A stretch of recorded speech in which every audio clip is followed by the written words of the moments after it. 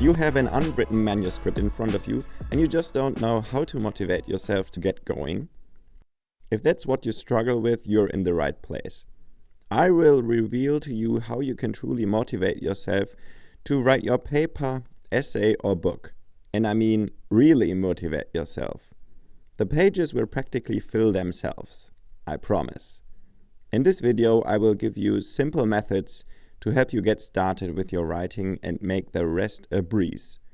For this purpose, I have 4 simple and effective ideas for you to skyrocket your motivation for writing.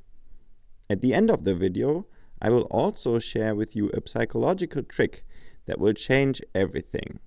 With this trick, you will be able to effectively motivate yourself for every upcoming writing task. So be sure to stick around until the end so you can start your paper or book or whatever with unlimited motivation right now. And now, without further ado, welcome to Shribe. The first sentence is always the hardest. This is true not only for a novel, an application letter, a love letter, but also for an academic paper. For this video, I will use the case of writing an academic paper as an example. But if you need to write something else, the principles are exactly the same.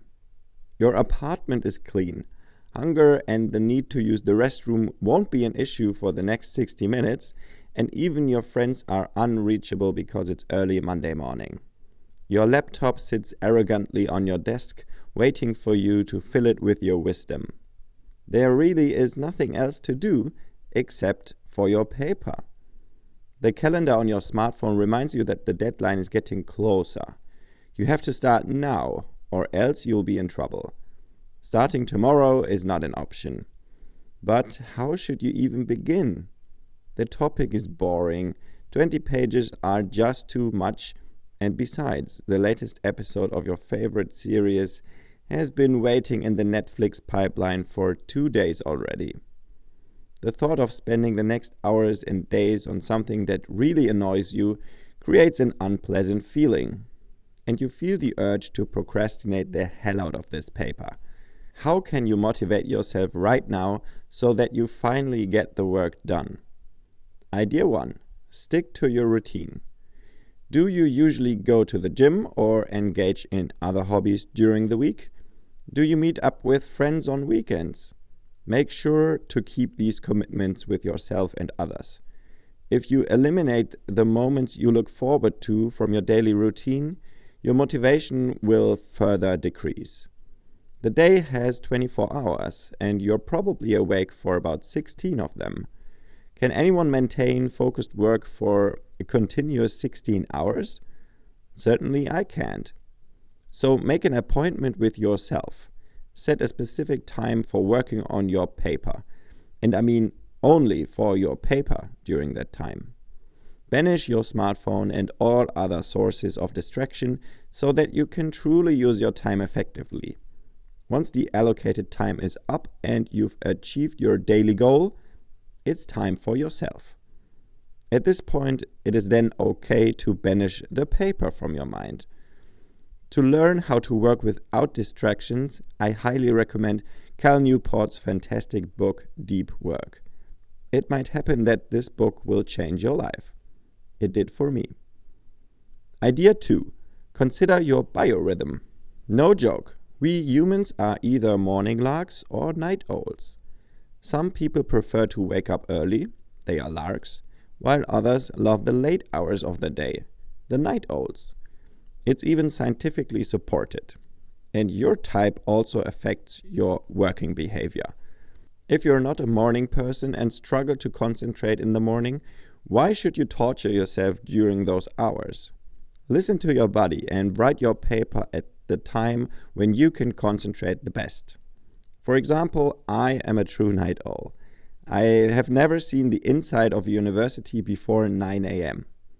All my research papers were written during the evening hours. Even if I start at 5 p.m., I still have effectively 7 hours of work until midnight. However, if you're not a night owl, this strategy might not work at all for you. Keep in mind that willpower decreases throughout the day. So the earlier you schedule your working hours, the better. In either case, you should never neglect your sleep. Typically 7 to 8 hours of sleep will leave you feeling refreshed. Less is absolutely not recommended. Idea 3. Set short-term goals. Divide your paper into work packages that create milestones. Estimate approximately what you should achieve each day so that you can complete your paper with a steady amount of work. You can set your milestones based on tasks, such as literature research, writing the introduction, and so on. As an alternative, you can set your goals according to the amount of text you still need to produce. For me, the rule of 1 page per day has always worked very well. This way, I didn't have to sacrifice my entire day for the paper and still made significant progress. If you're now thinking, wow, 1 page per day? That's nothing. I can easily write 5 pages if I really push myself. Well, great, go ahead. There are in fact 2 types of writers out there. Type 1 is the perfectionist, who needs every sentence to be perfect the first time. And then there's type 2, who just writes a lot now and edits everything later. Try to find out which type you are and set your daily writing goals accordingly. If you've set short-term goals for yourself and you achieve them, something important happens. You become more confident because your mind appeals to logic. If you reach your short-term goal today, and then if you do the math, your paper will be completed by the end of the week. There's just no way around it. One important thing to consider here is to build in a buffer. Leave several days between the last milestone and the deadline. This way, the chances of not finishing on time or feeling rushed approach 0. It can happen though that you're unable to reach a daily goal. It could be grandma's birthday or a surprise celebration for your local sports team. For such special occasions, you have the buffer. That way you won't have any pressure weighing you down. Idea 4. Visualize your long-term success. When the task of writing your paper hangs over your well-being like a sword of Damocles, one thing becomes particularly difficult: visualizing why you're doing all of this in the first place. Questions arise, such as, how will this ever benefit me in my professional career? What is the purpose of delving into such a topic with pages and pages of scientific discussion? Well, the answer is complex. At this point, however, let's focus on how you can increase your motivation. Because to begin with, you should be satisfied with the following answer.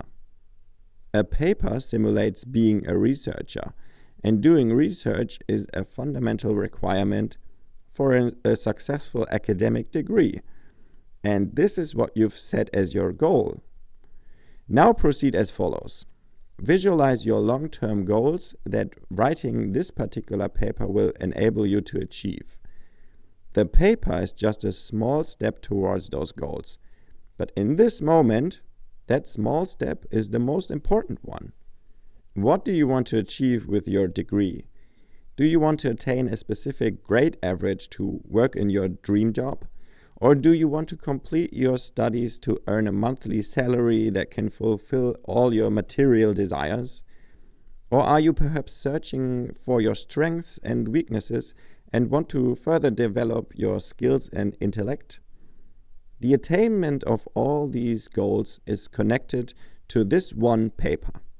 So get yourself in the mood with your favorite music or a well-prepared coffee, sit down at your laptop, and pour your ideas and arguments onto the keyboard. Before we get to the psychological trick I promised in the beginning, please consider to give this video a like and subscribe to the channel if you want to see more of this type of content. It will also help me out a lot. So now let's look at the bonus idea.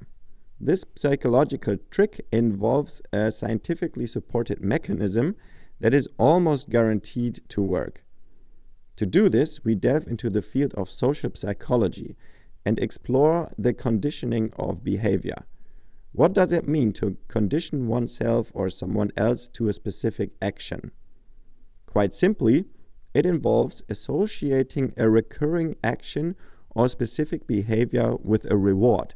You already know how effective this can be if you have a dog or have observed sea lions performing tricks at the zoo. As trivial as it may sound, our human brain can also be conditioned in the same way. So what do you need to do? In order to condition yourself for writing a paper, you need a reward. Choose a reward that brings genuine happiness to you, in the moment, at least. For example, a large piece of chocolate, a FIFA match on the PlayStation, or a video of your favorite YouTuber. Whatever it is, it should be truly enjoyable. But be careful. Too much chocolate can be dangerous. Now, take the short-term goals you already know from idea number 3 and divide them into even smaller units. This way, you'll have about 3 to 5 sub-goals per day. For simplicity, these mini milestones could also be measured in hours. Next, simply place the small rewards along your goals or along these mini milestones. For example, have a piece of chocolate every hour or play one game on the PlayStation every 2 hours. What will happen is this: your brain will associate the activity, writing your paper, with this positive experience. When you consistently reward this activity, your resistance to motivate yourself will decrease. If you apply this procedure for a few days, you will have developed a habit. It will become effortless for you to sit down and work on your paper because your brain is now programmed to anticipate the reward. Once you reach this point, the question of motivation for your paper will no longer arise. You will simply do it. Now you know how to motivate yourself optimally for writing a paper. There are no more excuses. Start now.